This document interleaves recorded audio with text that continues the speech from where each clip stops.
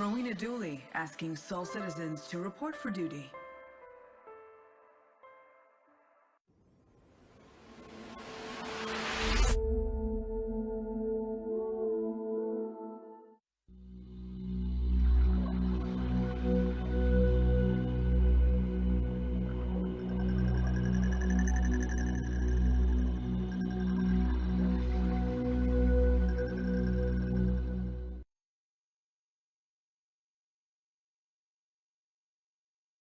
We didn't get our whoosh fast cart.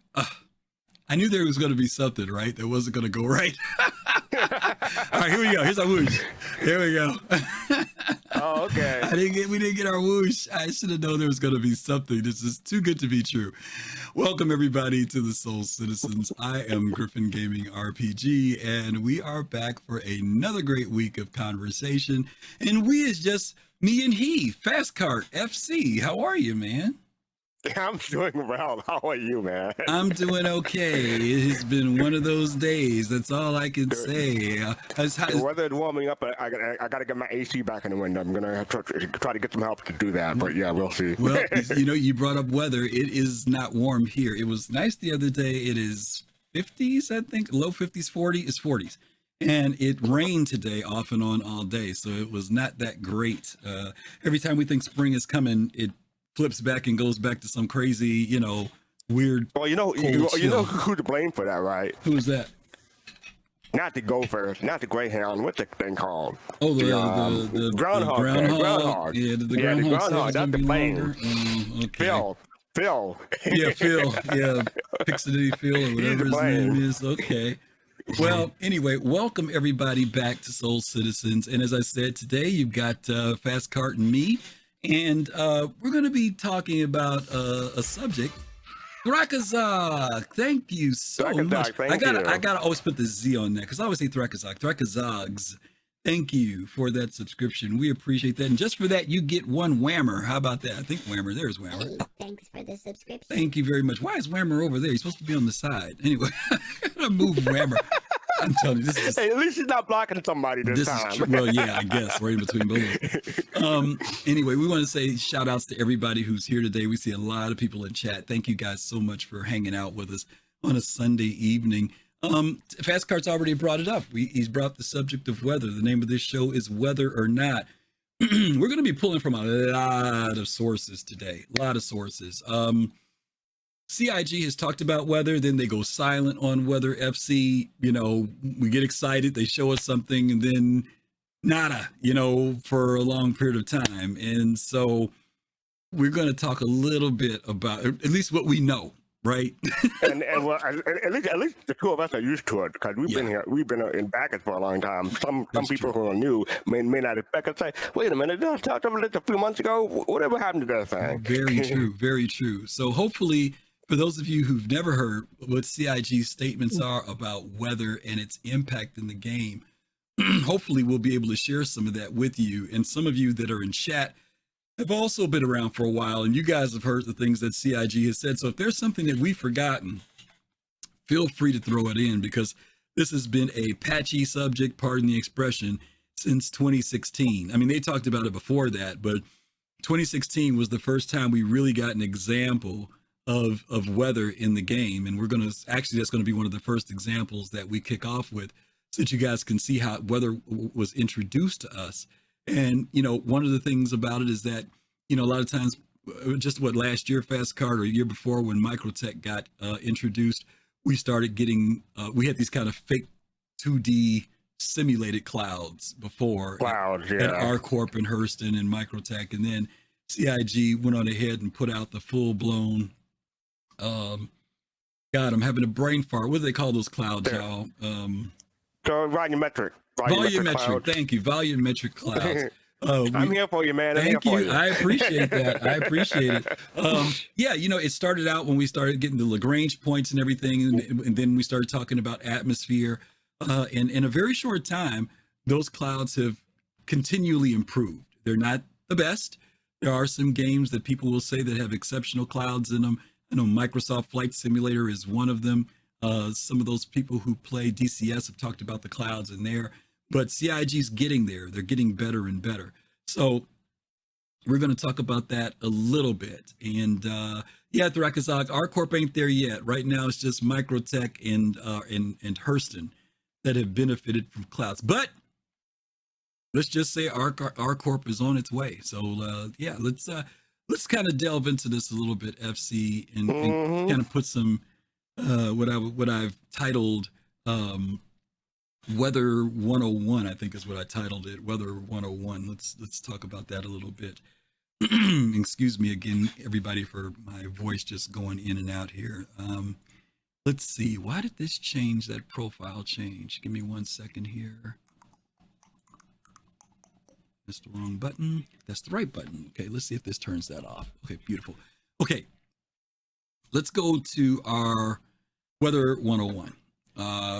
We want to talk about, mind you guys, there's a lot more to weather. Those of you, some of you guys know I used to work in aviation.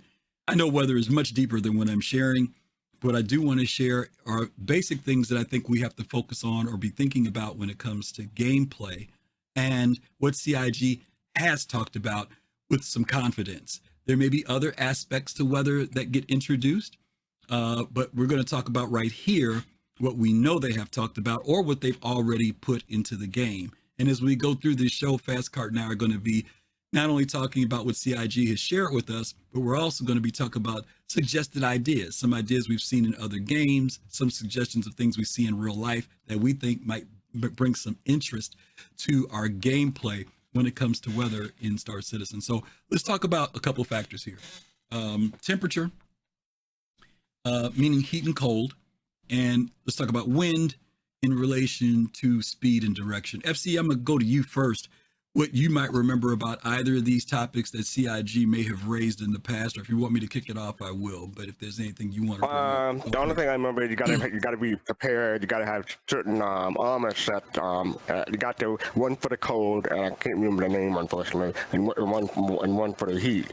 So that CIG has definitely put in some sort of gameplay around the temperature wise already, and for wind, yeah, you can take wind, but I know for heat and cold, they definitely that already played a part in the game right now. Yeah, well, since you opened up with the temperature thing, I'll go there too.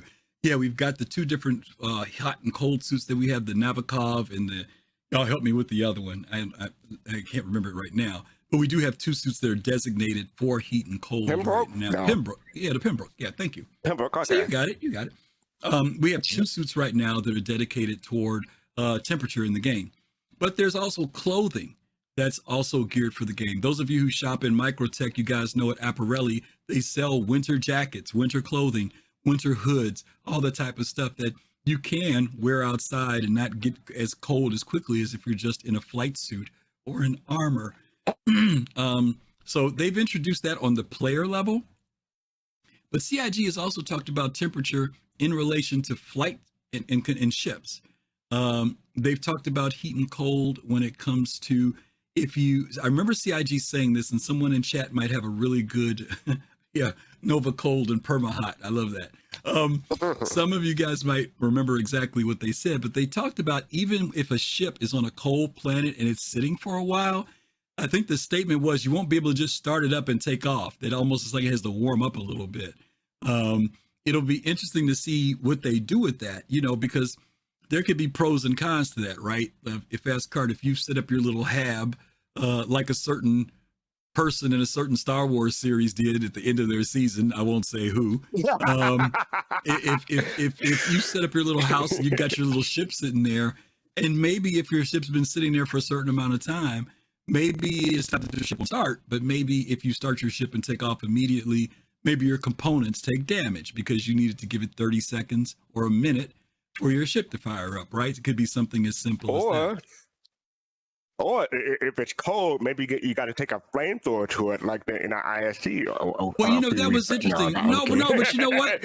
We never did find out whether that was legit or not because they talked about that. No, we did find out. They did. On the STL, that was not legit. That was not legit. So the cold was. They made that up. Was the flamethrower bogus and the cold bogus? The flamethrower was bogus, yeah. But the cold wasn't bogus. The fire extinguisher. The cold wasn't bogus. Right, okay. Yeah. Okay, all right, gotcha. Not legit. Okay, thank you, citizenship. to that because you and fastcart are on the same path. Yeah, but you never know, right? What they could do. There's a lot of room to play with this, not just in the sense of the players, but even something as simple as, I give you another example, fastcart. People have talked about being able to build, right, their own habs and stuff with the Pioneer. Yeah. But Pioneer, CIG has also showed us that you're going to also have to have things like solar panels, generators, fuel. All those things could also have tremendous impact on your hab, wherever your homestead is, or your place for your org. If there's no heat running, right, and you decided to pick a cold planet as your base of operations, like a Hoth. I mean, you always like to mention Hoth, I'm just saying those may be other considerations for things that you have to purchase in game and buy and ship and have it moved to those locations. So you could see how this whole thing with temperature could be a much bigger thing, right, than just me being cold walking from my ship to a building, right? You just gave me a thought. Like location on planet would be important because a lot of people are saying, "Oh, I'm going to put my base by a river because I can use hydroelectric power and not have to worry about it on solar and stuff like that." Right. But what if the location you part, the location that you pick, sometimes it gets too cold and the water freeze. It's all types of all types of things they can come up with. I'm saying, there's a lot of flexibility with hot and cold. And we talked about cold, but then there's the heat side of it, right? Does heat do damage over time? We've talked about where a river could dry up. I don't know if they're gonna go that far, fastcart. You're going to the freaking apocalyptic level. Well, you know what? There's some apocalyptic stuff we're going to show today, so maybe you're right. Okay, but I'm not worried about a river drying up as much as I am worried about what about people who want to do farming, right? What happens there if there's, like you said, if there isn't a river, if there's no irrigation or something like that, or maybe there's no tanks with water. What happens to crops? What happens to just being out working in that area? If you're in a moderate climate, no big deal, right? But if you're in a hot like it is right now, there's only so long you can stay outside working. Can you farm in a freaking Navikov or Pembroke, whichever one it is? I mean, I don't know. Maybe you can, But again, heat and cold can have just a lot of gameplay factors that they could go with in the game. And CIG has told us there's going to be impact from temperature. When we talk about wind, even though we're going to show some videos that have to do with gameplay with wind, because I'm not sure how far CIG is going to push it. We had a great conversation the other day, some people over at Test. We were talking about whether or not when a bullet fires, is there actually a projectile? Oh my God. Physically. Well, now I want you to understand what we're saying. I'm going to tell you why we said this. We were out doing something one day and there was somebody with a sniper rifle that was firing at us from the distance. We heard the bullet whiz by. That's how we knew somebody was firing at us. Now, was that just a general effect, or is CG gone completely ape and put in a projectile that physically moves? I don't know. Maybe somebody in chat knows. We got some developer people out there. Tell us if that's a realistic thing. Remember when they went through that whole thing about boring the holes in the barrel and the bullet rotating and all that other stuff?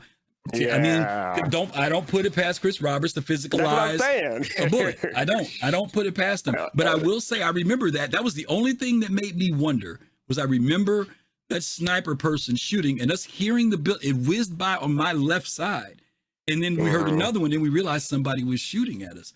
Armor 3 has that. Tosin says Armor 3 has it. So again, is it physicalized or is it just an effect that they create?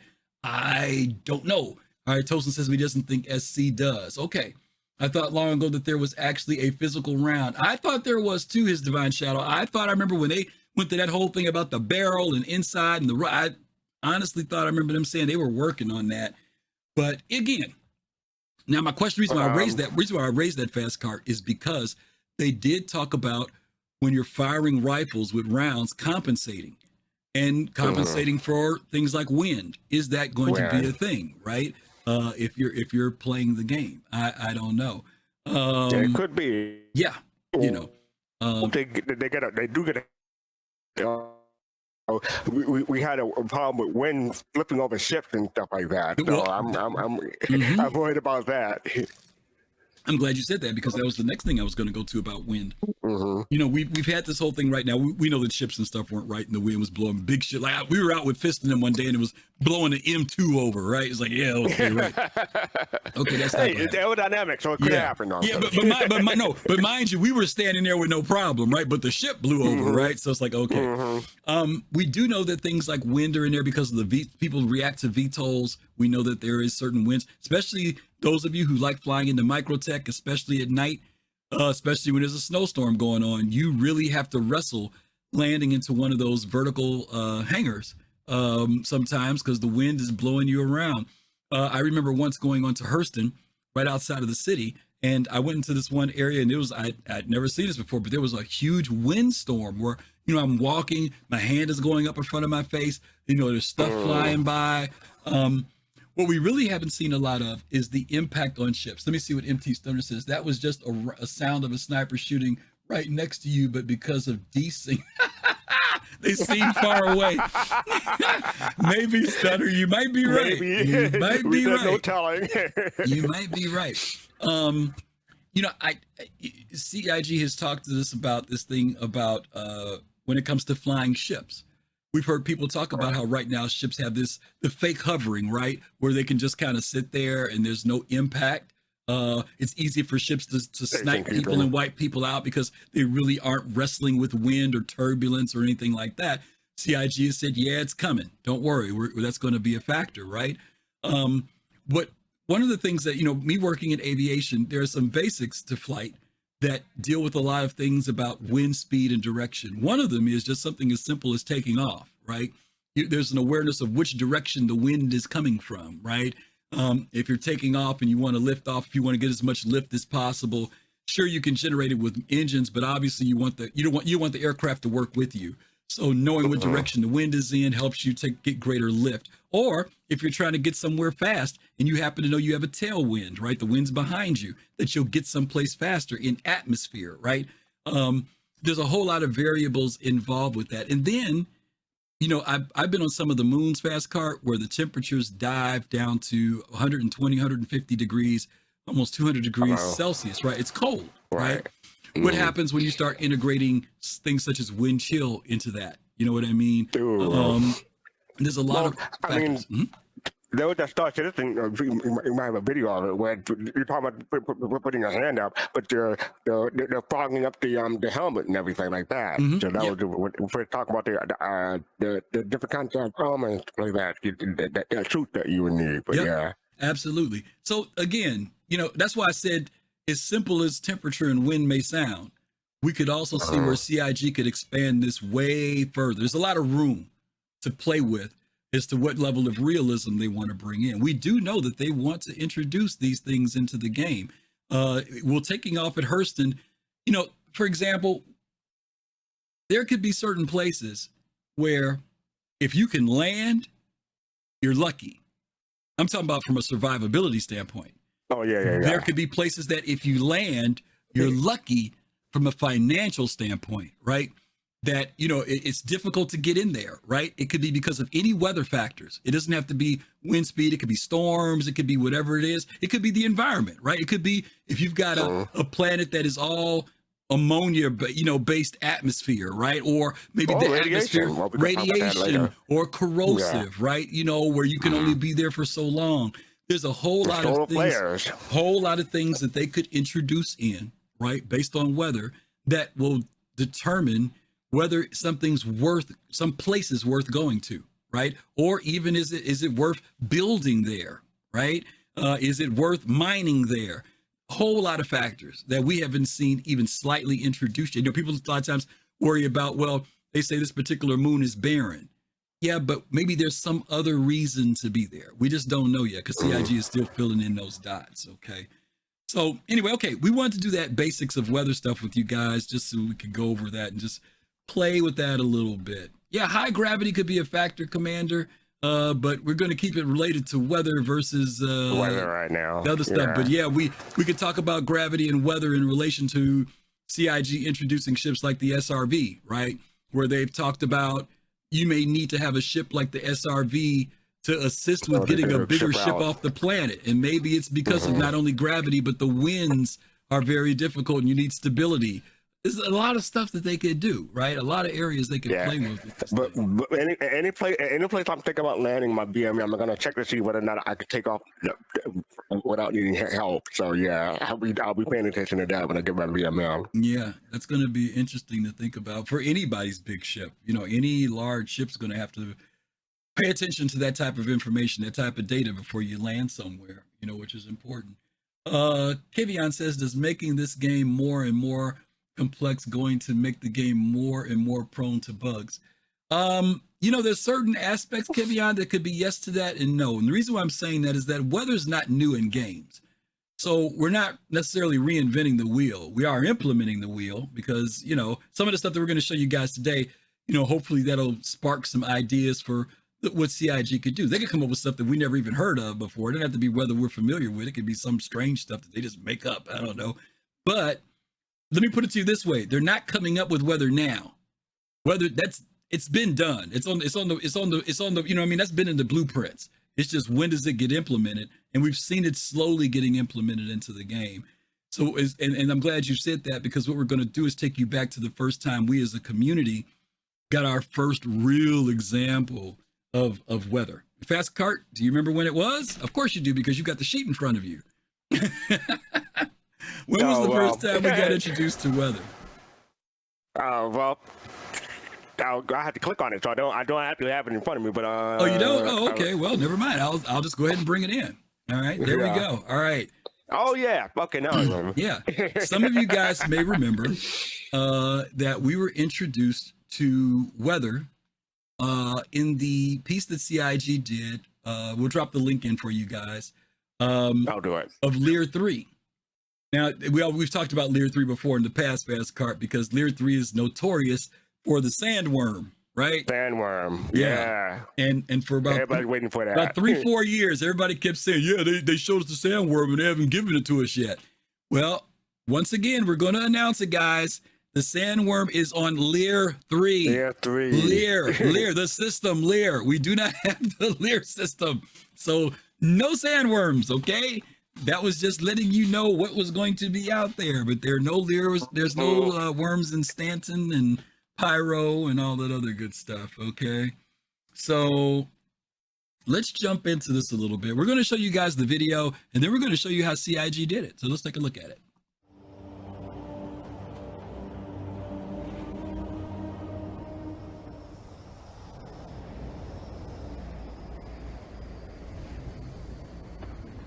There may be some talking, just so you guys will know. Just give you a heads up.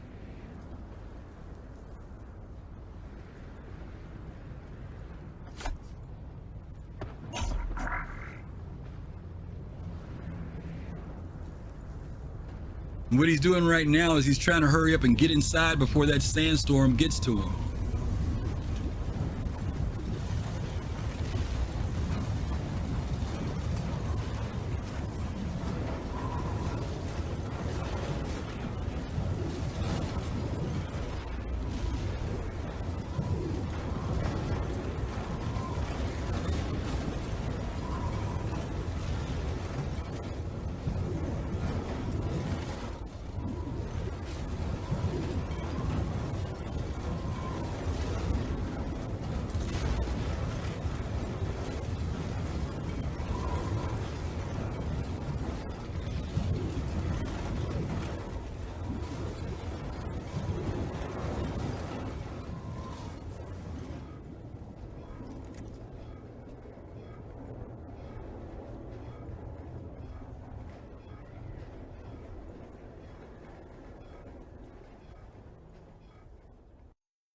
Okay, FC, let's go back and talk about this. You remember when we saw this, right? Uh-oh, I lost FC. Do you guys hear FC? No, I would mute it. I'm sorry. Oh, no, okay. yeah, I do remember when it happened, and it was at the 2016 CitizenCon, and yes, we saw the worm and we saw this aspect. I thought it was pretty cool how this guy was trying to sneak in and be protected from the weather, but from the dust storm before it hit. Yeah. And yeah, I mean, no pun intended, or maybe a little bit, but I was blown away by it. Okay, good one. You got me to laugh that time. That's pretty good. You're getting better. Yeah, that was it was the first when we saw this, and it was weird because this was the year of disappointment, right? But we were excited about this, the prospect of weather, and the sandstorm. And so I know when we got some places like Daymar and stuff, we were kind of hoping that we would see some stuff like this. We haven't gotten there yet, but what I want to do is cut over to the video that shows how they did this. So let's watch that, because this is going to show you how they do this whole VFX thing with weather, guys. So let's take a look at it. Okay. Today I'm going to give you a more comprehensive breakdown of the large sandstorm effect that was featured in the Homestead demo. This effect required a lot of collaboration with the audio and even the cinematics department to make it function properly within the engine. So here we are inside the editor with the Homestead level opened up. The sandstorm effect itself is actually fairly simple. It's only made up of 3 different sprites. There's a thinner sand texture at the top of the effect, a thicker one down below, and also the lightning texture. The 2 sand textures also include normal maps as well as the optical flow maps for the frame blending. These optical flow maps give us a virtually unlimited frame rate for our textures. Because of this, we can slow down or speed up the effect without the animation looking choppy, something we actually do as the sandstorm approaches the player to increase the sense of foreboding and scale. The forward motion of the effect is actually controlled by track view. The blue line is the path that it follows. As it approaches the player, there is also a fog volume entity that moves up from the ground. This fog volume is to help with the transition as the sandstorm hits the player. However, it is also used as an optimization technique. When the player is inside the storm, we can disable the effect and enable a localized effect of sand whipping past the camera. By disabling the effect while it's hidden in the fog, we can sidestep some of the overdraw issues that can arise when the whole screen is filled with particles. As we move forward, all of these systems will be unified and controlled by our planetary weather system. Here we have the final effect running inside the engine.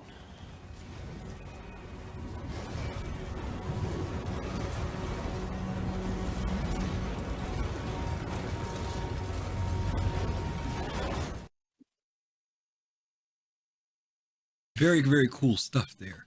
Can you believe that was only three layers or 3 effects, like you said? Yeah. and you know, I am curious as to why we have not had effects like this implemented yet. I mean, I know we've had some wind effects, but not really, not like a sandstorm. You know what I mean? It seems like not to be funny, but the tech here looks great.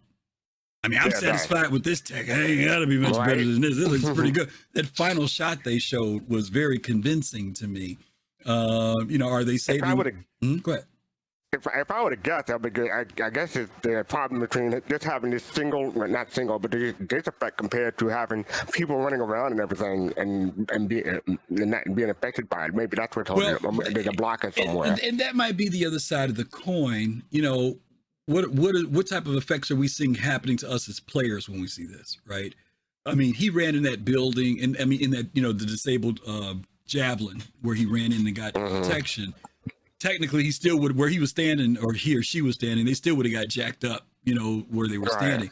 So, I mean, what are some things you think would be the effect of a storm like this? This is just a dust storm, a sandstorm.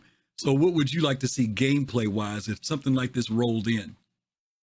Unfortunately, I can foresee Chris Roberts saying if your ship gets stuck in this, it'll affect your performance of your engines and thrusters, because they could get clogged up and whatever. Because you know they have decay for ships in the game, so I can see something like this affecting the rate of decay. That would be really cool, right? Or just performance, like you said. Maybe let's just say your ship happens to be parked there, and you decide to go inside of a shelter for cover because you can't get out of there in time, or the storm just sneaks up on you. Maybe now your engines are reduced from 100%, you know, to maybe only 60%, you know, power that you can get out of it, right? Yeah, I'm just saying, like you said, because they're clogged, right? They're clogged, right? That's just basically it. And you either got to take them in to get repaired, or you steal some other ones and swap them out, whatever the case may be. But again, you know, the reason why we're talking about this is we're trying to look at how can weather affect gameplay, right? What are the different things that could come out of it? And guys, I got to put in the waiver again. This is just me and fastcart talking. We were talking to Chris Roberts the other night, but he didn't tell us this stuff. All right, so this is just us talking.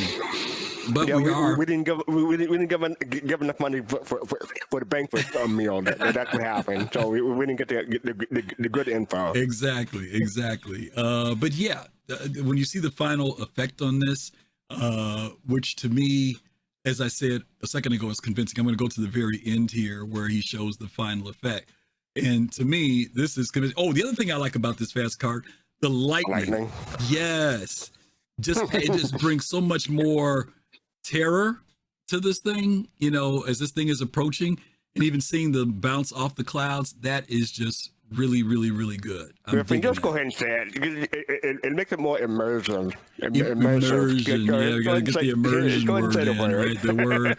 Trying to avoid that, okay? All right. So, okay, guys, that's what we got about for deserts right now. And of course, we can talk about heat and a whole bunch of other stuff. Some of this is kind of obvious. We want to talk about some things that CIG has showed us, and then we want to talk about some ideas of things that they haven't really showed us yet. Okay, so that one, again, that was from 2016, right, fastcart, right after we went to CitizenCon. And they put we put the link in for that video if you guys want to check it out. It was on Around the Verse, where they did that little breakdown of it, because people were definitely impressed with it. Okay, let's go to the next one, Cold. Oh, wow, I left the H off. Boy, that's what happens when you're typing too fast. Let's talk about. We know what you mean. You know what I mean. Okay. You know what? No, it's not that I left it off. You know what it is? The box. The box is too short. The box is too short. Okay. See, I don't feel like a complete idiot. Okay, there we go. Let's talk about Cold and Microtech. And those of us know we've got Microtech already. Cold is in the game. We know that already.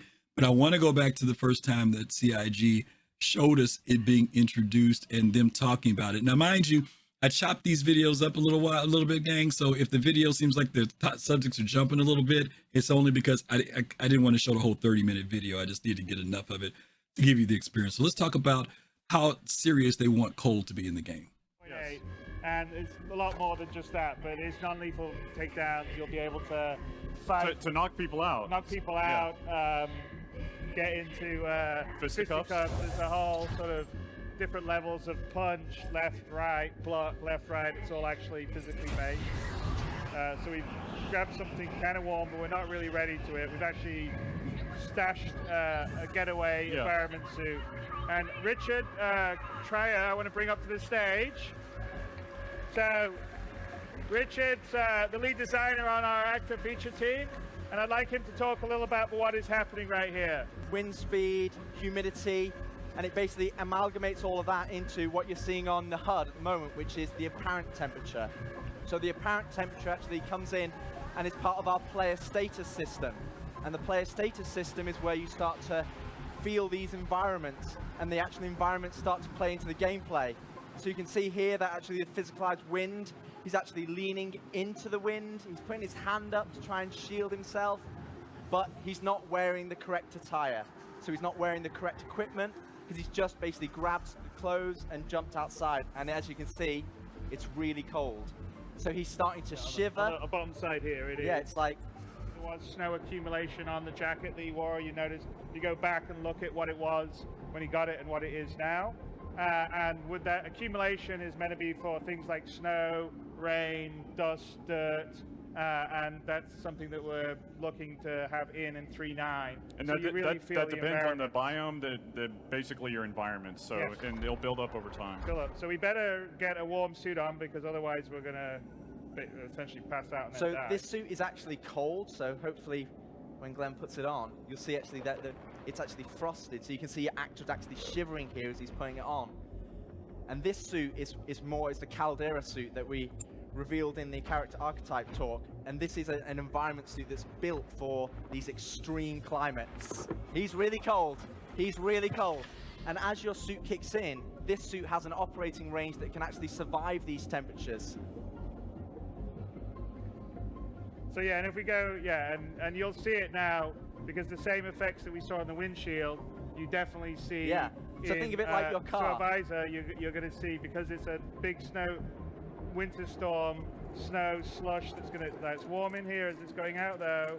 it's going to start to get slush, and what we're going to see is with the armors, you will run into planets that are outside your temperature range, and so you might last there for 15 minutes, but obviously we want to make sure that it's very lucrative for you to be able to, you know, go in there and risk reward gameplay for it. Yeah, so be equipped. That's why you would have a big ship and buy different armor and store it. Okay, so here's our rover, which we've hidden with a little top. Also, this is precarious, so make sure you get a little noisy for Glenn. Oh. All right.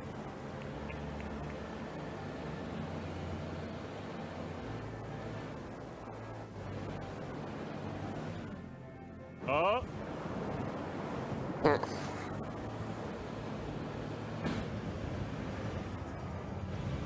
can see the fog starting to thin out now as we're going further down. That's part of the reset again. Like as we're further down, it's not quite as thick. The weather is not quite as intense. I know. Shit out of me.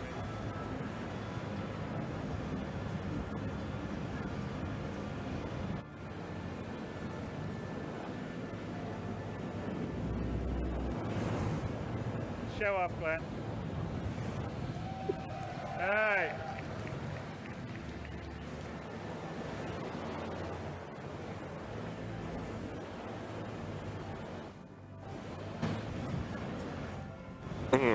How much did that tree?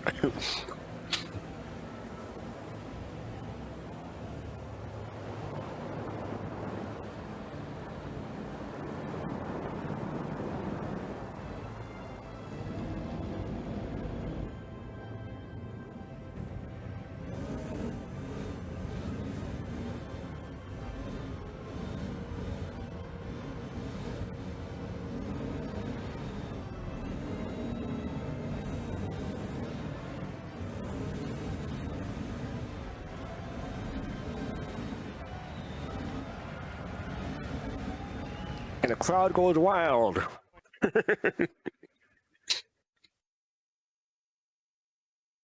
You muted. You're muted. Oh.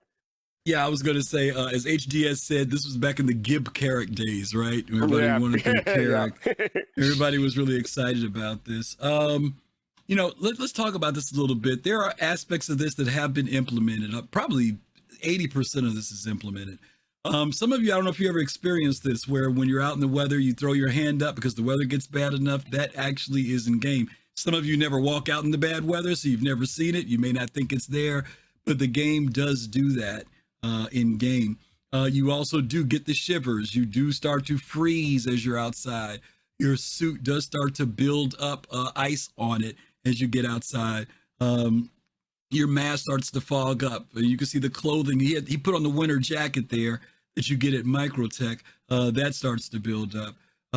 Question: you say you start to shiver? Do you start to shiver that bad? Yes. Oh, you do? If you don't have on a suit, it gets bad. Like you really get bad. And not only that, you start to slow down as well when you're moving. Your metabolism starts to fall off. So but a lot of times players never are in this space. They're dressed, they got stuff on, or they're not out long enough to see the effects happen in the game. I have put on the winter stuff at Microtech and walked around outside to see, and I've seen it happen. And if you're in a flight suit, just a flight suit alone, you'll see it happen too. Galki says, yeah, the hand even goes up when you're wearing the Caldera suit. Yeah, if the winds are bad enough, it's cold enough, it will happen. So they have implemented this stuff with it. And what I haven't seen though is the level of weather that we saw there, fastcart. Now, mind you, I have been there where the snow's been pretty bad. I have seen the game where you get in certain areas where you almost get whited out, but they're mostly in areas that you fly into. I haven't seen a lot of them that you haven't driven into a lot of areas, but I also haven't driven up all the mountains. So maybe it's just that I haven't just been in the right place to see that happen in the game. But cold is in the game. It is in the game. Oh, the other thing we haven't seen is that helmet flip. Well, you know what? They've taken that out completely. Yeah. They've taken it, which, you know, and that's the other thing too. I'm glad you said that. You know, there was some stuff that CIG obviously put in the game for the sake of presentation. Like, for example, when he puts the coat on, when he puts the suit on, you see him do the arm stretch thing where he pulls the material. Yeah, you don't get that. It looks good in presentation. But when you're playing the game, you're trying to hurry up. You could care less about that animation. You really could. Try to climb that ladder to get into your ship. Exactly. It's bad enough. Not to be funny, I was getting in yesterday. We had some real funky lag in the server I was in. I had dressed to go outside, put my helmet on, put my suit on, everything ready. Had put a couple med pins on me. Went down and got in my ship, which was a Mustang Beta. Went and flew where I was at, got off on Calliope because I was shooting footage for the show. And I got out. Next thing you know, I hear, and I'm like, what the heck? Of course, I realized my helmet's not on. I realized my helmet wasn't on. And I was so frustrated by it, right? But I, make a long story short, I'm trying to figure out where I was going with that. I was trying to say something about the helmet not being on in the game. The helmet flip. Oh. When I was getting out of the ship, because when you get out of the Mustang, there's that stair animation coming down. Yeah, I had the choke coming down and choke going up. You know what I mean? Because of the animation. I can't control the speed. I can't control the speed of me getting on off the ship. Yeah. Now, those of you who own Auroras, they took the animation off the Aurora. So now when you open the door for the Aurora, you can run in it and run out of it, which is great. That's one of the reasons why I like flying my 100 series, because I don't have an animation. I got to wait on the door to open, but I can run in and run out, But that pulling your arm up and doing all that other stuff, it looks great when we're getting a presentation. But in real life gameplay, I think most gamers are like, screw that. I need to hurry and get on my ship and go, or put on my coat and leave, whatever the case may be. So what you're saying is, Elite Dangerous is right. People don't want to, you don't want to see yourself getting to your ship. No, they're wrong. They were wrong about that. They were obviously wrong about that one. Was there anything you observed about this video in relation to weather, the snowstorm, the cold? Just like you said 80%. The hum flip is part of that. The density of the wind and the weather is part of that, because you haven't seen it quite that bad. So between those two, what else do you remember is not in the game yet? I mean, most of it was here. Again, I think they've done a pretty decent job with implementing it. I just want to feel more of the effects of weather. You know what I mean? Physically in the game, whether you're walking, whether you're driving a vehicle, there should be some buffeting against against your vehicle, or hear the wind hitting you. If you're going against the wind, maybe you hear it grinding a little bit more because you're going against the wind. Just little things like that I would like to see happen in the game. I will say this: I'm going to bookmark this video for when it's a 90 degrees day in the summer. I'll be able to feel cooler. Okay. All right. That's that on cold, gang. We're going to move on past those. You guys are already familiar with Microtech. Let's talk about water. I went to Calliope the other day. I think it was Calliope. Guys, help me out whether it was Calliope or Euterpe. One's the frozen mountain, one's frozen, one's water. And I was so late last night doing this, I don't remember which one it was. But I did. Cleo. Cleo. Thank you. It was Cleo. Thank you. It was Cleo. You are absolutely right. Now that I'm hearing that, it was Cleo. And Cleo is mostly water, not completely, but mostly water. And I gotta put that in capital letters. And I kept thinking about what can CIG do at a place like this beyond, some type of creatures or whatever, right? Or I don't know if they ever want to put plant life here because there's so much water. Don't know what the outcome of this is. You can see there's some fog cloud cover here a little bit. That'll be something, yeah. Yeah. Now, interestingly enough, for this to be a water world and very limited with land, obviously there's not a lot of precipitation, right? Even though it's a water world. Now, I'm not saying that it can't be. It would be kind of cool if there was some type of biome that justified all this water being there, or heavy clouds over the planet that justify why there's all this water there. I don't know what the whole theory is behind this. Thank you. Euterpe's got the ice. Thank you, DK. I should have known that because that's the furthest one out. But anyway, I flew over just to give us an idea of what this looks like. And I said, well, let's say that you do decide to come here for some reason. I don't know if CIG is going to allow us to set up bases that are water-based in some form. Like near a shoreline. Not that you got to dig down 200 feet, but maybe it's able to be near. Well, yeah, right. Or if there are ships, right? I mean, you know, they've talked about ships that can submerge. If there's a reason to have you just them. want your 890 to submerge. We all know what that is. No. The 600 should submerge. The 890 should be on top. But I don't know where they're going to go with these planets that are, primarily water-based worlds. There's a lot of water. You can see it. You can see how much of that is water. It's that way. But again, I know that they're putting these things in the game because they want to build some type of gameplay lore. Now, we know there are some places in the game that not every planet is going to have a landing zone or have this, that, and the other. But we do know that where there's water, usually there's life, assuming that that's water, right? Yeah, right. Assuming that green color is water, it could be. Yeah, right. Or it could be, algae and stuff like that. But I was gonna say, they make vehicles for land. I don't see why CIG can't make vehicles for water too. They implied that they were going to do that. But we'll see. So, fastcart, if my brain had to run wild and say, what would I like to see happen on a place like Cleo or some other water world? All right, go ahead. Yeah, let's talk about that a little bit. Any thoughts on it? So, I was putting the link in. I remember this because I watched it recently, like a few months ago, in fact. And yes, I love the robot. And I keep saying, as soon as it said that wave was coming, I would have been gone. But yes, as far as can wave get that high on a place like Cleo, who knows? It depends on the wind and other features like that.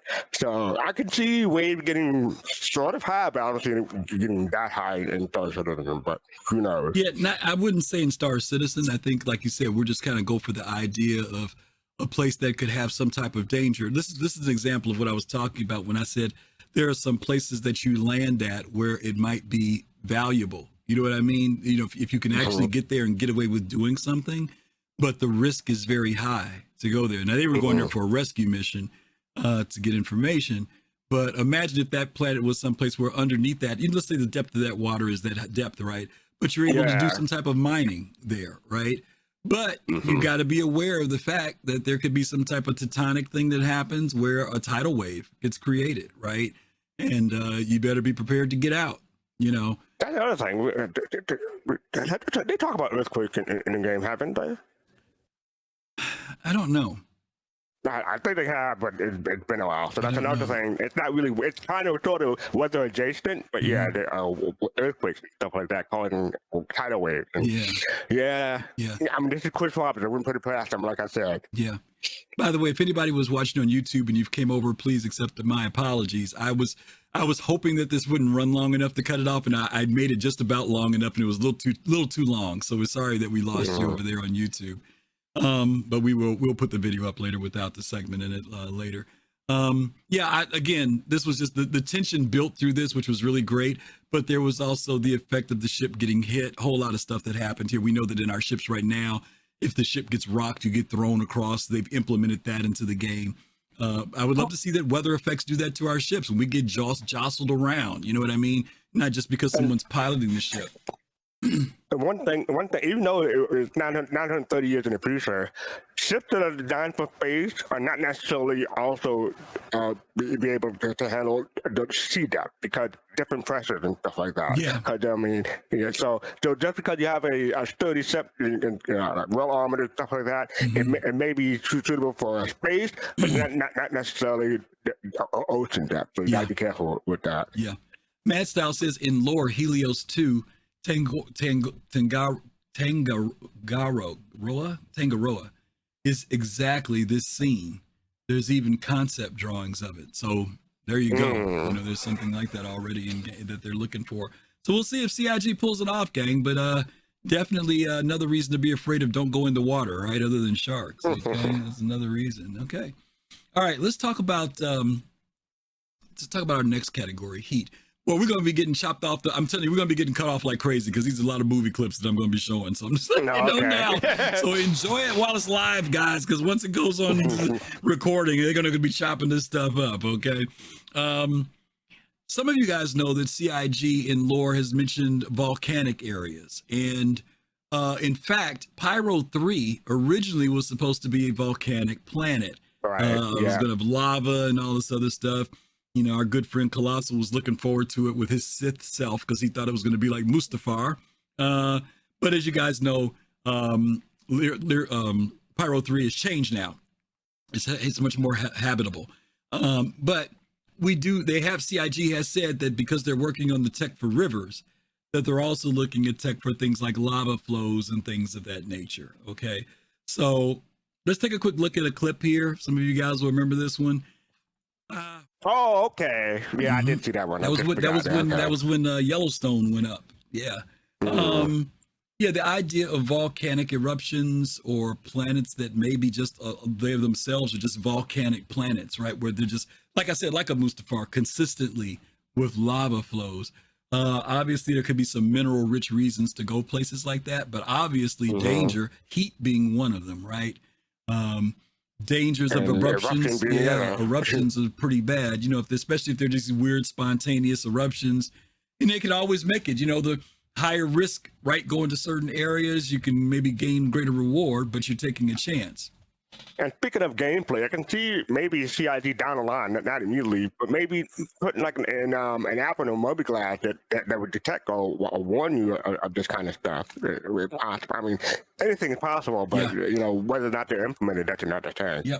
Well, you know, right now we've got in our HUD, when you wear your helmet, you've got a thing that'll tell you based on temperature, how long you can, what's your survivability time, how long can you stay outside. Right. So, you know, those things, they already tie into heat and cold now. But who knows, whatever else, like you said, whether it's Moby Glass or HUD, some warning. You know, the Moby Glass is supposed to be this kind of plug and play kind of thing, right? Where you can change what the function of it is. So who knows what they may implement with that. But in relation to heat, there's something you got to worry about, something like volcanic.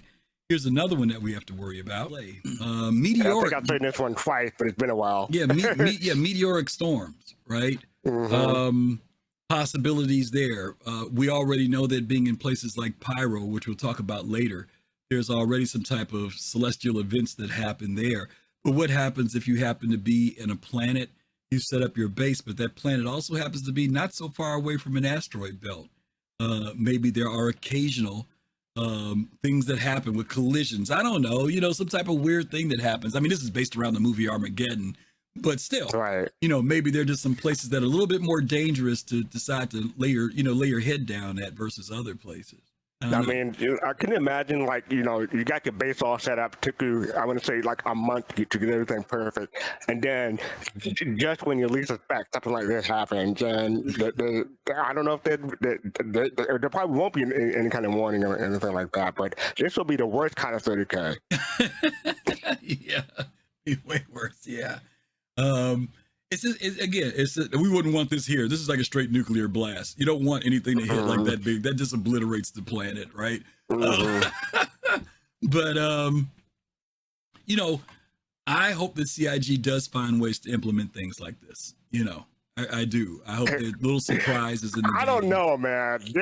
I mean, okay, it would be cool, but you know, it's like I said, people spend a month and how many UECs setting up someplace, and this happened. I mean, plus it all depends on luck too, because just because you have a meteor storm coming, it may not be close to you, or may not be nearby, or it shouldn't affect planet wide. It should be more localized. So you got to be really unlucky in order to get hit by that. But if you do, it's the worst, right? The worst feeling. Right. Well, let's talk about some other things too. I mean, you know, like here we have certain celestial objects that pass through our solar system every so many years, right? So many times, right? I mean, they could structure things even like that, which could be. There's two sides to that, right? There's the danger side to it. Then there's the touring side to it, right? I mean, if there's a certain comet or something that passes through a certain area where also there's the economic side to it because you could mine it. No, I ain't minding no meteor. Well, I'm just saying. I don't know, man. That's a little bit ambitious. That's too ambitious for me. I like some risk, but that's way too risky.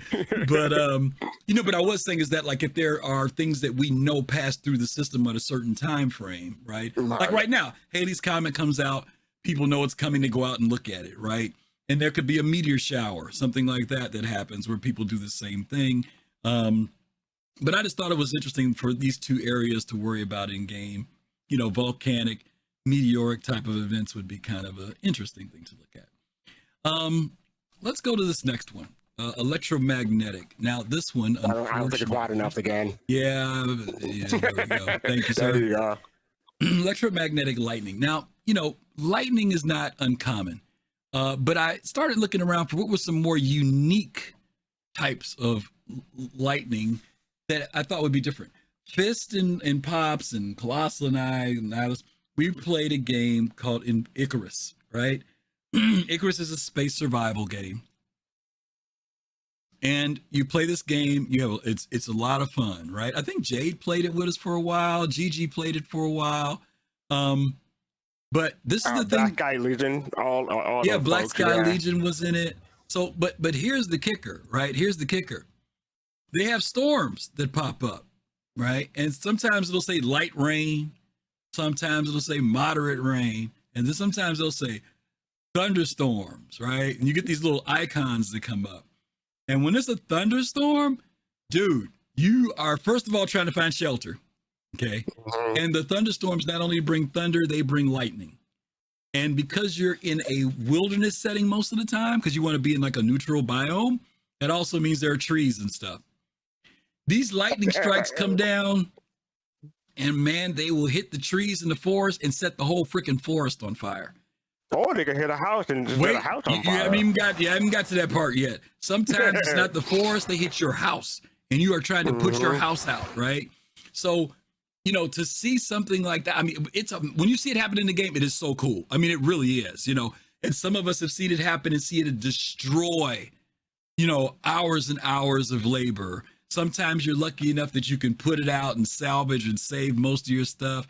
But a lot of times it is a heartbreaker when it happens. Now, I said I wanted to show a different aspect of lightning because I wanted to did some homework, and I want to show what they call, well, let me let you show it. I'll show it to you. This is a different type of lightning. Check this out. Uplit lightning. We all know that lightning strikes start in clouds and either streak across the sky from cloud to cloud or hit the ground, right? But if that's the case, how do you explain this?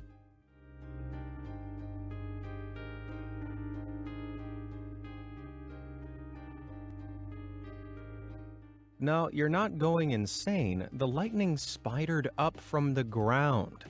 This is a phenomenon called upward lightning, one that scientists don't fully understand. What they do know is that these upward strikes spring from the tops of tall structures and are triggered by other strikes in their vicinity. According to simulations, these other strikes enhance the ambient electric field around the structures, enough to trigger a lightning strike starting from towers as short as 10 stories. Well, the scientists may not fully understand it, but I know that I'm moving to a ground floor apartment pronto. So what, had you ever seen that before? No, I've never heard of that one before. No, I make me glad I'm only on the second floor of the building. Well, I was trying to find how can CIG introduce something that comes from something that looks a little different, right? And, obviously there's a whole, like they said, there's a whole magnetic thing that gets built up from the ground for this to happen. But what if there was something like this that's just a little bit different that takes place? And maybe this type of lightning strike comes up from the ground and strikes ships that are flying. You literally can see this thing rising up from the surface as you're flying into a storm, right? Versus something that comes down from the top of you behind you, you can't really see it. Or just the fact that maybe damage that it does to anything that's on the ground. If you happen to be around that electric field, maybe that field knocks out your generators. It could be a lot of different things. But of course, traditional lightning could happen too. But I just wanted to kind of introduce maybe a different type of lightning that we could see come into the game to make players, think a little differently about where they're at. If you pick a planet that happens to be really, really nice, tropical environment, but maybe when you get storms, they're really bad storms. You know what I mean? They're not moderate. They're really bad. And that's your trade-off, right? Beautiful place to live, but man, when a storm comes through here, it comes through here, Nice place to vacation, but we wouldn't want to live there. Yeah, absolutely. And Pop made a good point earlier in chat. He said a lightning strike can hit you as a person too, your character. Yes. And that's another form of 30K you don't want to experience. and by the way, that happens in Icarus. You get struck by lightning as well, and you know it when you get struck too. Trust me, you know it. Lightning can have a lot of different gameplay aspects. We talked about it a little bit when we saw the lightning going off in the dust storm or the sandstorm on Lear 3, right? So I'm hoping that we know they're going to implement it in some form. I'm just curious as to how they're going to implement it. And again, how much density or how much danger you'll actually be. Like if you're like 1 in 5 people, you might take a chances. But if you're like 1 in 2, nope, getting out of there. Yeah. And again, I hope that they make this something that maybe that planet is known for violent storms. You know what I mean? But again, this might be one of those things where don't let the violent storm catch you. It's kind of like how it is with thunderstorms now, right? People get a warning on it, and a lot of times people ignore the warning, right? You already know, or you can see or hurricane, right? The storm's going to be bad, but do you risk continue doing what you're doing? Do you find shelter? Will your ships be safe? You mentioned about people getting struck. What happens if my ship gets struck? Do my components and my scanners get blown out? You know what I mean? Short circuited. Now I got to buy new ones because I got hit by a lightning strike. Well, and especially if I'm flying, right? There's some issues there about, when you get struck by lightning, because planes get struck all the time getting hit by lightning. But my point is, there's a lot of room for playing around what could happen with something like electricity and, what I'm going to do, I'm going to connect the lightning rod to my flux capacitor, and I'll make sure I get 88 miles an hour. Just go back in time and not get struck again. It'll go right into your batteries and you have stored energy. That's all you got to do, right? Yeah. Okay. All right, let's move on to this next one. This one's kind of broken down. I know, guys, we could have tied this into water a little bit, but I'm really kind of focusing in because fastcart and I at the beginning of the show talked about wind. So I want to kind of deal with these here with wind, supercells. Actually, this is another one that didn't fill out all the way either. See if I can get all of this in here. That's a long one. Yeah, this is a long one. With that one. That one's a long one, okay? Wind, so supercells, tornadoes, and firenadoes. Let's talk about these. You think? The video? Oh, okay. They're supposed to be. Oh, okay. There it is. Supercells. Now, there are showers, there are storms, and then there are supercells. Wide anvil-shaped systems of clouds that thrive on 2 tilted airstreams. One of upward-moving warm air, and another of downward-moving cold air. The humid air rises, condenses, and then falls back down as cool air, forming these supermassive turbulent storm clouds that can reach 20 miles in diameter and are up to 75,000 feet tall. But as imposing as they look, they become even more menacing when the particles in their clouds collide, building up a static charge, forming an endless supply of lightning.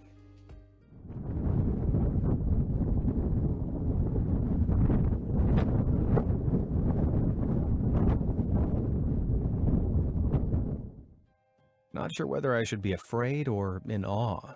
Probably both, right? Well, when the rotating updraft feeding this formation really gets up to speed, forming what scientists call a mesocyclone, that's when they can start spawning something a little more terrifying at the ground level. So, supercells. I've seen them here. DK mentioned it in the chat. In the Midwest, we see them from time to time. And this goes beyond a typical rainstorm, thunderstorm, but something that's much more massive and also more deadly, especially when it comes to flying through these things. You know, they're huge, they're massive in size. CIG has talked about what will be some reasons why we need to have vehicles, because there may be occasions or places where flying in just isn't the thing to do. You think this might be one of the occasions? Yeah, definitely, and depending on how bad it is, you may want to like escape from your vehicle and get into shelter, or if you're too far away, hope that your vehicle has enough protection. Yeah. I'm looking at the video now with the lightning and stuff, and I'm just trying to imagine, you know, coming out of atmosphere and flying into. I mean, hopefully you'll see it ahead of you. You know what I mean, when you're flying down, but. I can't imagine flying through something that maybe isn't sparking off yet, and then you get in it thinking let me just fly through it, and then you get in there and the lightning activity starts up, you know, while you're in there. Looks pretty deadly to me. And Zombie, Captain Rogue Harris said, you don't have to worry about a supercell tornado. You got to worry about a piconado, like a sharknado instead of pico. I know. I do look at this too as not localized, but I'm wondering if they will create, and I know this might go against the laws of nature to a certain degree, but I would love for them to create a planet, once again, from a show that we just recently watched that just ended its season. One of the planets in there, they've said that the planet was uninhabitable, and you had to fly through this heavy cloud cover that was like a storm, right? I would love to see a planet that is literally, the whole planet is like this. Like we were talking about Cleo earlier, you know, the water planet. I would love to see a planet that has got this type of cloud cover that covers the planet, but depending on when you're there, you might get these storms. They could be localized, but they pop up spontaneously. You know what I mean? Versus just one 20-mile area. I mean, I want to see the whole freaking planet like that. Oh, you're like the Eye of Jupiter or something like that. Yeah, just the whole. Well, I'm saying the whole planet is cloud covered. The whole planet, yeah. But these type of storms could spark.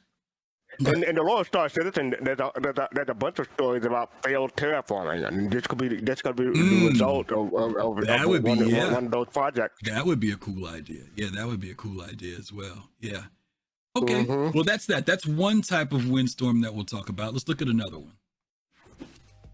Tearing tornadoes. Tornadoes are pretty terrifying at the best of times. These narrow, violently rotating columns of air generally occur when warm, humid air collides with cold, dry air. As the cold air is pushed up, the warm air begins to rotate, producing an updraft which eventually rotates sharply if winds in the area vary in direction or speed. This produces a huge column of warm, moist, rotating air that is then fed by the cold air coming down from the mesocyclone above.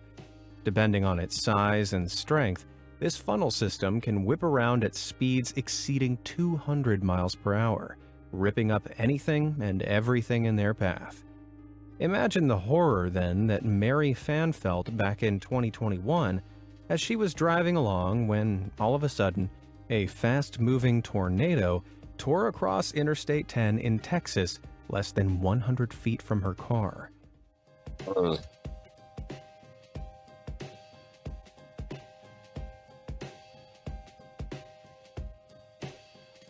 Why did the tornado cross the road? To get to the other side. Well, was there some lightning in those as well? Well, thankfully, no. It was just the force of the wind snapping the power lines, causing a couple of flaring blue electrical surges. Whew. Tornadoes are already terrifying enough on their own. Not in Kansas anymore. Absolutely. There are... But I could just imagine seeing this on a planet and seeing different creatures and fauna and stuff like that inside the event. I'm saying that's another flying whip crab, just like the movie Tornado. Yeah. It's not a cow; it's a whip crab, or one of those royal stalkers or whatnot. Yeah, there actually is a game, and I think it's Astroneer. Some of you guys know which game I'm talking about. There is a space game where these type of tornadoes pop up in the game. They have lightning storms and tornadoes, so this is not unusual. There are other games that have implemented that, and so again, for Star Citizen to bring it in. Some of you may remember a little while back on SCL, I think it was, might have been ISC. They talked about how they talked about when they were doing the landscapes and the height maps and things like that on planets, that they were building in things about temperature and humidity and things of that nature, so that storms and stuff would actually happen in the game because of valleys and high areas and stuff like that. And so I'm hoping that they are able to create this so that these things happen dynamically, just because of the way weather is being implemented into the game. So you'll have right now in the United States, for example, we have certain areas we call Tornado Alley, where we know tornadoes happen. We're joking around about Kansas, the Midwest. There's certain places we know they happen. And I'm hoping that that's the same kind of thing that happens in game, that there are certain places where we know violent weather, violent storms, whether they be a tornado, rain, snow, whatever it is, lightning, that these places have a reputation for that. But that there are also reasons to go, but reasons to go too. You know what I mean, Fastcart? Reasons to go. I was just like, and just like in real life, people choose to live there. I have no idea why. You choose to live in a place called Tornado Alley, but hey, bless their heart. They're living their life there. Absolutely. So I can see something like that happening in game, because maybe there's some kind of resource, or like I said, it's by a river or something like that. That's great for food or whatnot. So you choose to live there and you take the risk, but eventually your luck may run out. Absolutely. And we talked about that. Even though we're showing you guys real world stuff, CIG could also create their own kind of thing too. So let's see what else we've got here on the area of winds. This is the last one. Someone joked around and said Sharknado, but yeah, Fire Nados. Let's talk about that. Fire Nado. Okay, so now we've witnessed how terrifying regular tornadoes and waterspouts can be, but have you ever heard of a fire twister? Sounds like something made up for a film, doesn't it? Well, firefighters tackling a wildfire in Greece learned that these things are real and horrifyingly powerful back in 2021.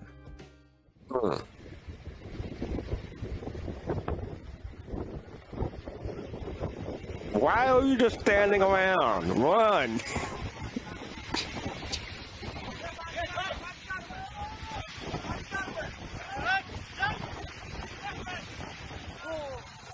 I'd have been gone.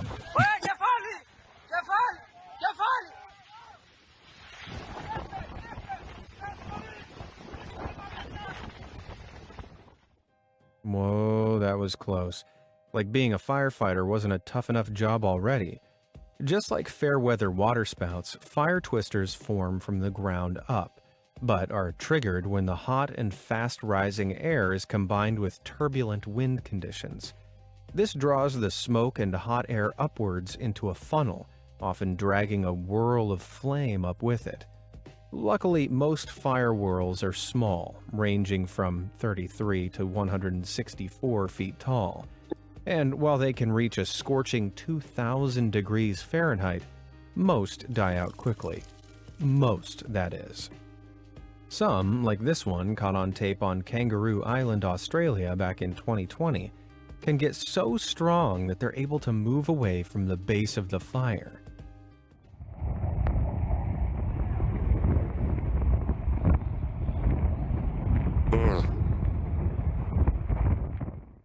But this isn't a fire whirl's final form. In the cases of larger wildfires or even volcanic eruptions, the sheer amount of hot air and ash rising into the troposphere can create flammagenitus clouds, also known as pyrocumulonimbus clouds. Depending on the wind, these ash clouds can become storm clouds, hosting mesocyclones and creating their own actual tornadoes, also known as fire tornadoes. This happened back in 2018 when California's Carr Fire triggered the creation of pyrocumulonimbus, which eventually gave shape to this horrifying EF3 tornado, with winds in excess of 143 miles per hour.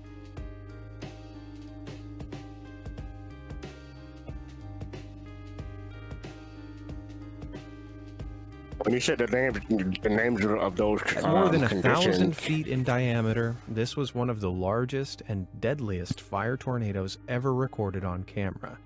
Oh, I do not envy the crew of that helicopter one bit. What were you going to say? When you said the names of those fire events, I was like, that felt like something from a spell, like from Harry Potter or something. The fire numbers or something like that. Yeah, that didn't.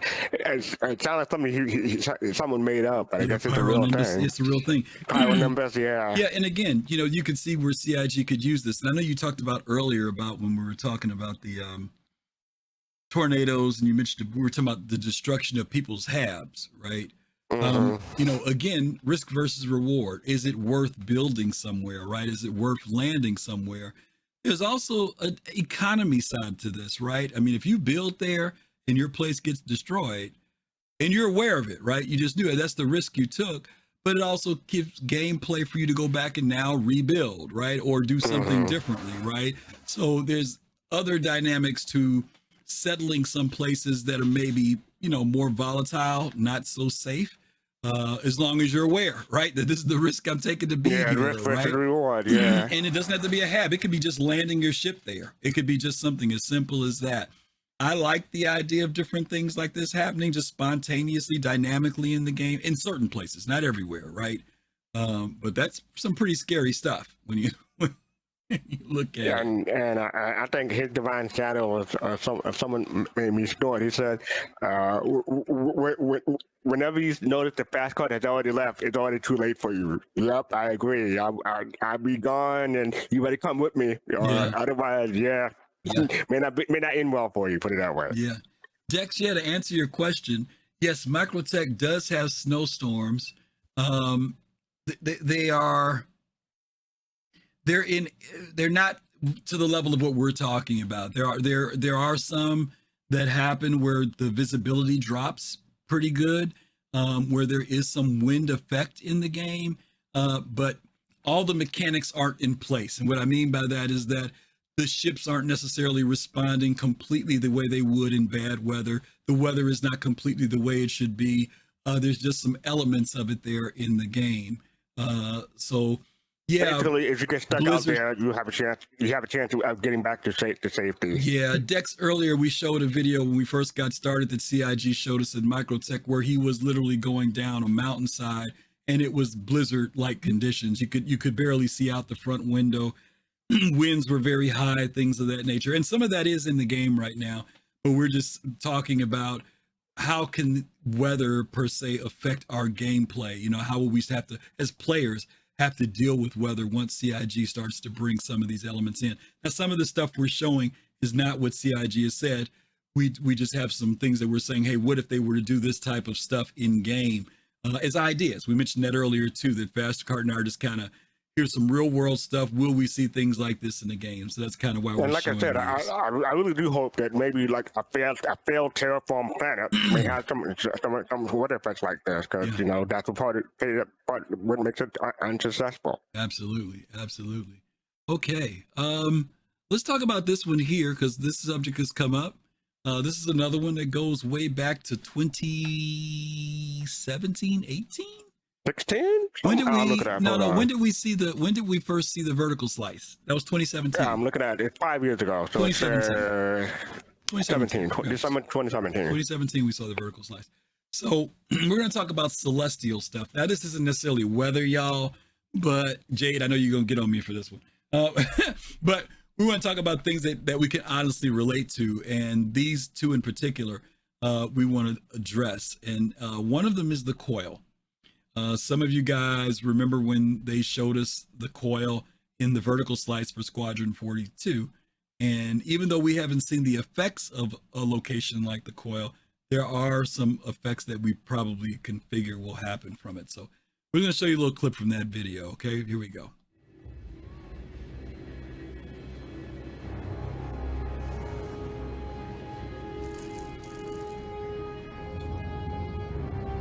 By the way, this is in the Odin system.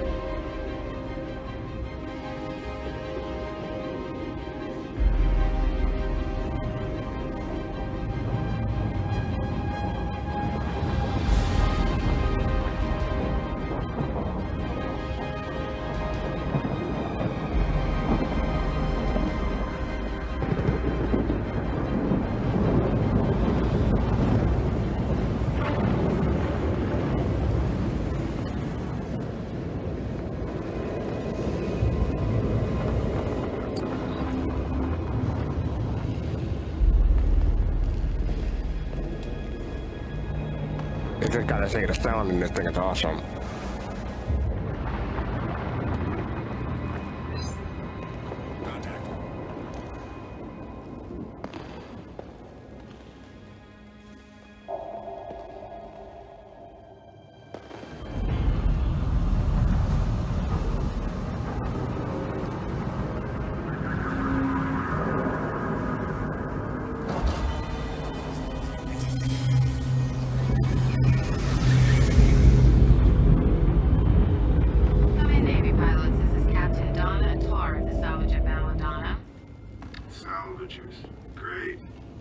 Captain, go ahead. Pursuant of the UEE's salvage rights laws, I am hereby informing you that we found this wreck in good faith. Survivors were searched for and none found. All bodies recovered will be properly... That's great, Captain. But all we need to know is if you picked up any signs of a second starfarer in the debris. Okay, but I just want to make it 100% clear that this is legitimate salvage. I know what it means when officials come around. All of a sudden, clearing a wreck becomes stealing evidence and interfering with an official investigation. Okay. Let me go back a little bit here, because again, I'm talking about just celestial phenomenon that take place.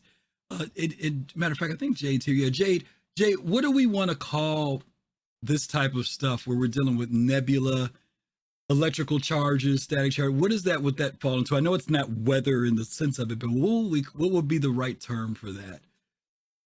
What would we call that? Let's see what she puts up in here. No, not the rule of cool. I know. Hey. I know. Because I didn't. Can I just say while we're waiting on that, I just want to say that whole scene of flying through that kind of remind me of the Matrix movie, because you got the Nebuchadnezzar flying through the crust and everything of Earth. It had that kind of feel for me. Yeah. You know, I didn't go into the thing of talking about nebula and all that other stuff because I didn't want to go too far with it.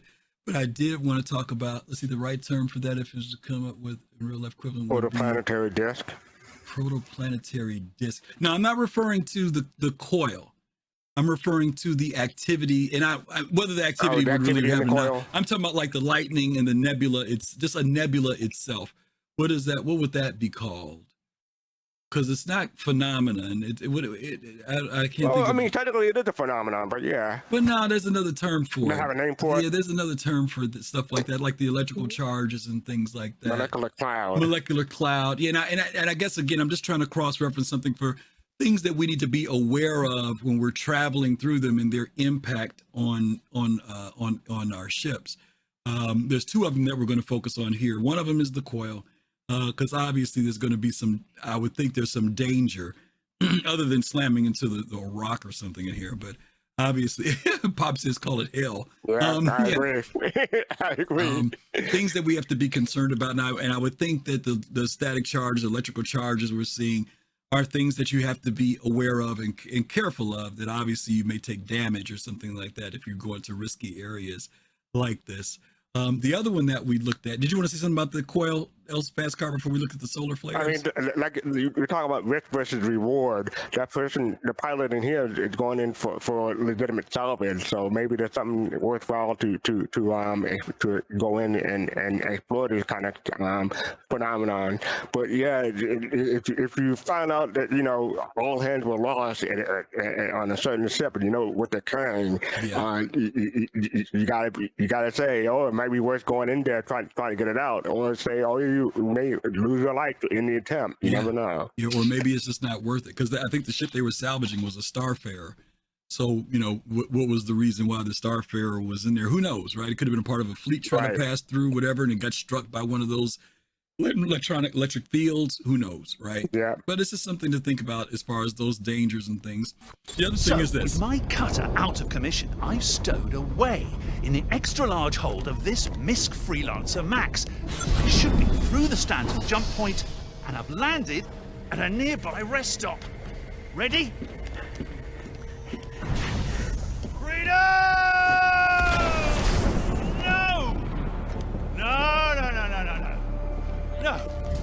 No, I mean, this cannot be happening to me. Hey, you, where are you, man? We're in station.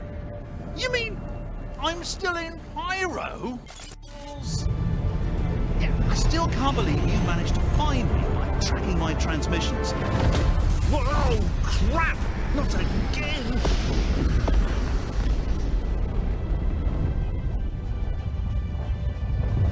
Oh!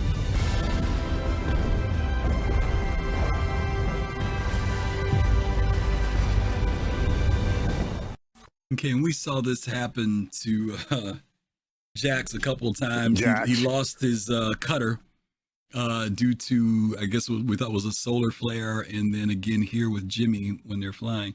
You know, again, we're moving off of the planet surface stuff. We're getting into space. This scene here with the strike that hits the Kraken that's out there. That looked like more of an electrical charge than it looked like a solar flare per se. But we do know that things like solar flares and electronic or EM pulses are things that'll have effect on the second part of the ship. My assumption is, and Jay, correct me if I'm wrong, that looked like that was a solar flare that pulsed out from Pyro and struck and it was very quick, by the way. I'm going to go back here and show you how fast that happened. Watch the star when they show Pyro right here, and watch how quickly that pulse comes out from it. You can see it there. There was not a lot of time for reaction to say, oh, there's a flare coming. We got time to go do blah, blah, blah, blah.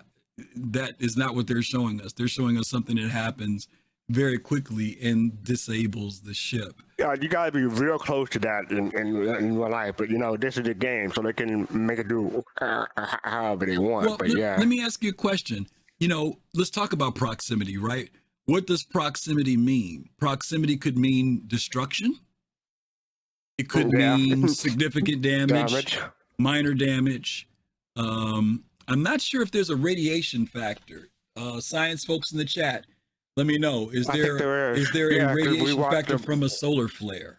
Yeah, there was, because we watched a movie called, what's the name of it? A Stowaway the other day. Okay. And yes, and the radiation from a solar flare was an issue, so yes. Okay. So that's another factor, which leads us into the topic of radiation as well, because we have that as our final piece talking about this. And obviously I don't have a video of radiation. That's why we're talking about it. But radiation, CIG has already told us that they are building radiation suits for us to be able to purchase and wear. And the question is, what for? You know, we just don't know yet what these radiation suits are for.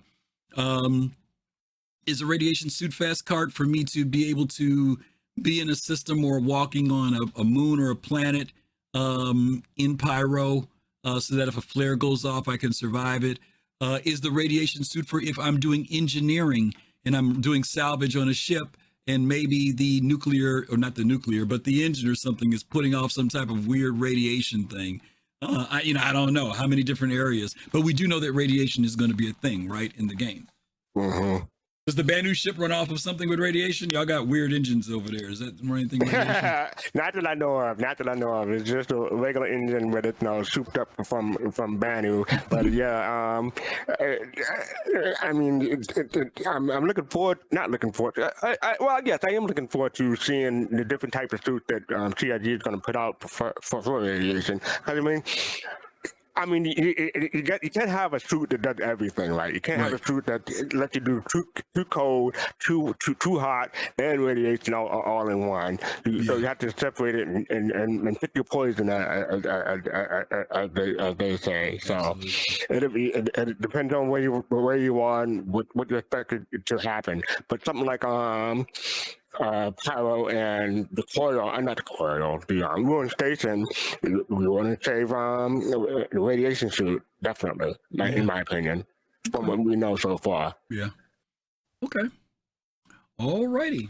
Well, that's all I've got to say about that. Now, is that all you got to say about that? That's all I got to say about it. I'm looking at the scene from Stowaway. You probably can't put it in, but it's like halfway through you can see the radiation effect. But yeah, I put it in streaming alert. But if you want to show that's what radiation can look like. Well, is that a movie or is that real? Because if it's a movie, I'm not showing. It's a movie. All right, I'm not showing. It's a movie, but they have scientific consults and stuff like that. So Oh, okay. I have it on good authority from Kai that it's got some legitimacy the science to in it. it was legit. Oh, okay, fair enough.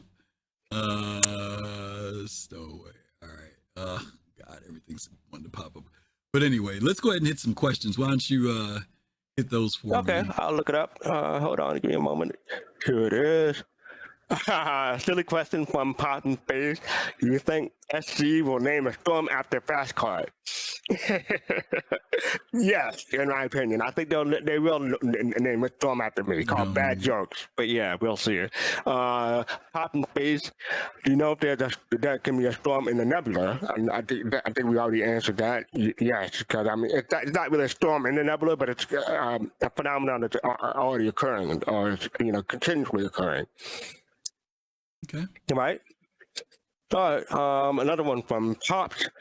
We had the splines in the game. Do you think they will come back for a landing in storms at spaceport, or should we be holding pattern and be exposed to pirating? Well, so do you think let me address that one a little bit. Do you think pirates are going to be trying to pirate you while you in a storm? I don't know, Pops. Those are some crazy pirates.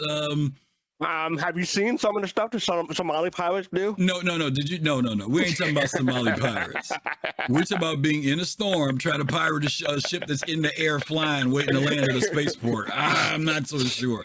Pops, pirating is always going to be a factor. Yeah, will there be somebody thinking about it, attacking people while they're on final approach? If there's a place that doesn't have a safe zone for you to come in, that could be a possibility. I don't know if it would have anything to do with the storm.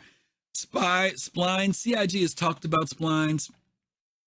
I think what they're going to do with splines is similar to what happens in a lot of games, because CIG has always kind of said that they want us to be able to have the options to go as deep or as simple as possible, right? Right now in your ship, you can hit O, I, P, M, whatever, and manually start your ship, or you can just hit the R key. And maybe splines, where before they were mandatory, maybe it'll be a situation when you call for clearance that CIG will give you that option to, do I want flight assist or no? We don't know where they're going to go with that. Are you erasing all those questions? I'm erasing a joke band. Oh, those were joke bands. Oh, I thought those were all questions. Okay, well, good. We'll save some more. Okay. There's a lot of joke bands. I just saw the thing flying by. I'm like, what happened to the questions? But yeah, Pops, I mean, there's a possibility, but we do know that CIG did talk about it. A lot of people didn't like splines. A lot of people did like splines. I think they're just going to give us the option to turn them on and off. And again, landing's going to be at your own risk, especially if weather's bad.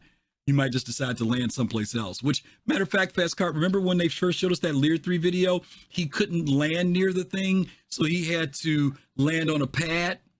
Remember, he was in the Connie. He couldn't land there because of the weather, so he had to literally land someplace else and get into the rover and then drive there. Yeah. Yep. Okay. Let's see. Okay. So, and there was another joke band from Dark Knight, but this is the final question. This is from Pot and Space. The Endeavor is made for storms, right? We don't know that for sure, because they got different modules. Different modules may have different integrity and stuff like that, depending on what they're doing. It should be made tough. That, in my opinion, it should be tough. But like they have the biodomes and stuff like that for growing plants on a different starlight. And so I don't know how sturdy or what I think radiating or those will be. I can tell you what he's thinking about.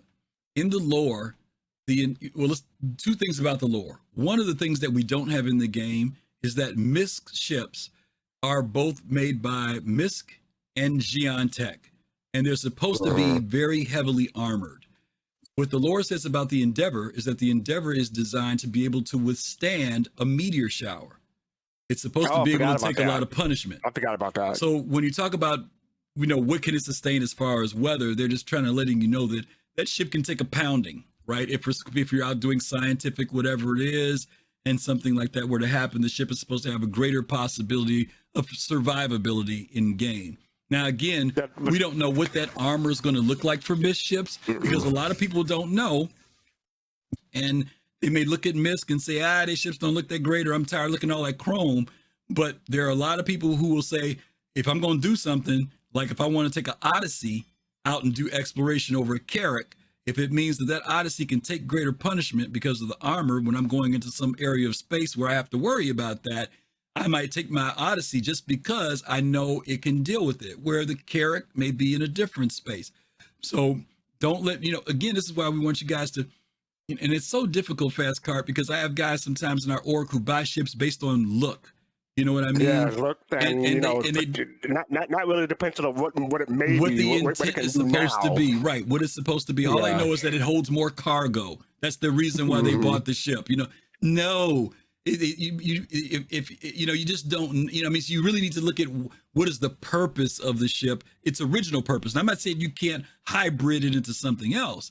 But I guarantee you, there are people who you might look at that Reliant and say that Reliant sucks. But if the armor in it, because it's mismade, says it can take right now, you shoot it, you could pop it and it'll fly out of the wall. It disappears. Right, yeah. But later on, the Reliant may be significant and good. Maybe that's why the Mako, a news van, is made by MISC, because if it's shot at, it can take punishment. Right now, it can't. So we need to know all that stuff about our ships. Plus, the whole thing we talk about in this show is risk versus reward. Yeah. Just because you have an endeavor, and you could take it into a nebula for scientific exploration or endeavors. Oh, bad pun. But yeah, you could take it in for experiments and whatever. Is it really worth it? Because I'm pretty sure that ship is going to be worth a whole lot of money in game compared to like what it is in U.S. dollars currently. But that's gonna be a big risk versus whatever you could discover there. So at your own risk. Yep, absolutely. Okay. Well, I think we have come to the end of the road when it comes to weather, Fastcart. I think we've touched everything. Yeah, and I forgot to mention that there are a couple of things from weather that have real life stuff. Yes, there's a couple of apps that cover the Star Citizen weather. I don't know if you people are familiar with that. I'll put the link in chat in a moment, but my radar has a app that has location from Star Citizen in the app for checking weather. And this was done, like, I want to say 3 or 4 years ago, and I thought that was pretty cool. So it's weather adjacent. So that's why we didn't really cover it during the show, but I thought I'd just bring it up now at the end. Yeah, talk a little bit about this. This was at CitizenCon. It got introduced several years ago. I think it was the VP or the owner or something of the app actually came to see. He's a Star Citizen player, and he's a Star Citizen player. I had forgotten about this, but to talk about weather and something stuck in my mind and reminded me of it. So I didn't actually, because I thought it was game glass from them, but it's not game glass. It's my radar, and they have different locations in Star Citizen, different moons, and I think they have a couple of planets in there. Well, the only problem is it's only the 4 moons. That's the thing about it. They haven't updated it in a while, and I'm hoping it's still on the app though. So hopefully they will expand to the rest of the planets and everything that are in Stanton. But he wanted this to be like a companion where you could go onto this app and see the different locations and landing zones. Before, the landing zones weren't even on it. It was just the moons, the 4 moons, and that was it in Stanton, or 4 planets in Stanton. Well, no, it was the 4 moons. Was it? The 4 moons. Okay. Yeah, 4 moons. Yeah. And Pop just asked, do you think this will be in the Moby class? I don't think so, but who knows in the future? Yeah, the Moby glasses, this is just something that somebody else who's a fan of the game put together, Pops. The Moby glass is going to have its own navigation, stuff like your ship and everything else. To incorporate this into it, there's no reason to, because CIG's map is going to be way more detailed than what this thing is. This is a very kind of like a kind of a cool thing to be able to break out and show somebody. It's in 3D, it looks really nice and everything, but that's about it. And Jade has corrected me. Jade said they did update it, they removed them, so it's not going to be saying anymore. I thought it was. My bad. Yep, there you go. So yeah, that's it. If you guys haven't seen it, check out My Radar, the app, like Fastcart says. April 18, 2022, remove Star Citizen features. Okay, so I'm a year behind. No, Jade. It was Jade. I just looked at that app a few months ago. It was in there. Believe it or not. No, I mean, just not. It wasn't a year ago when I looked. I mean, like within the last few months, I just got curious and looked at it. I had to find it. It wasn't as easy to find. It was like under layers. So maybe or you used something an old version weird. that wasn't updated?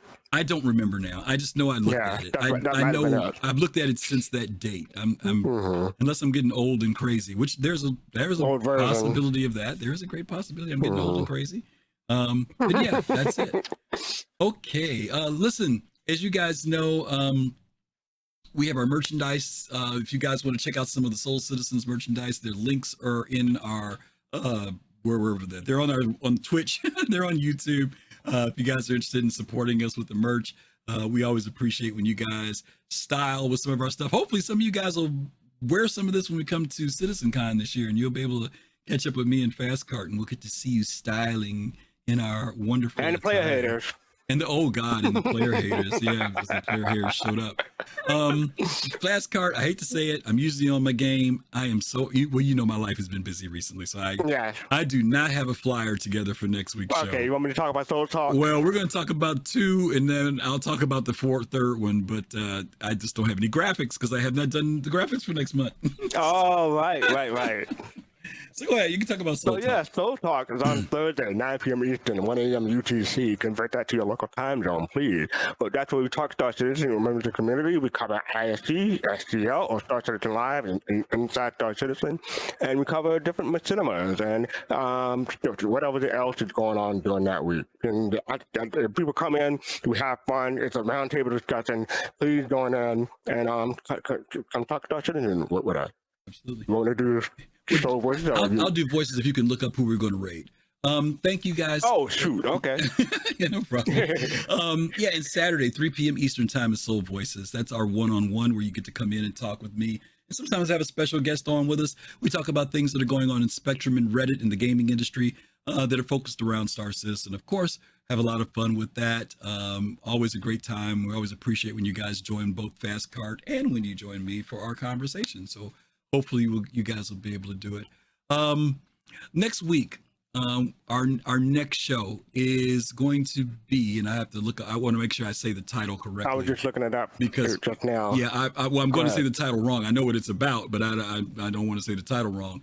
Next week's show, we're going right into May, will be Best Community Tools.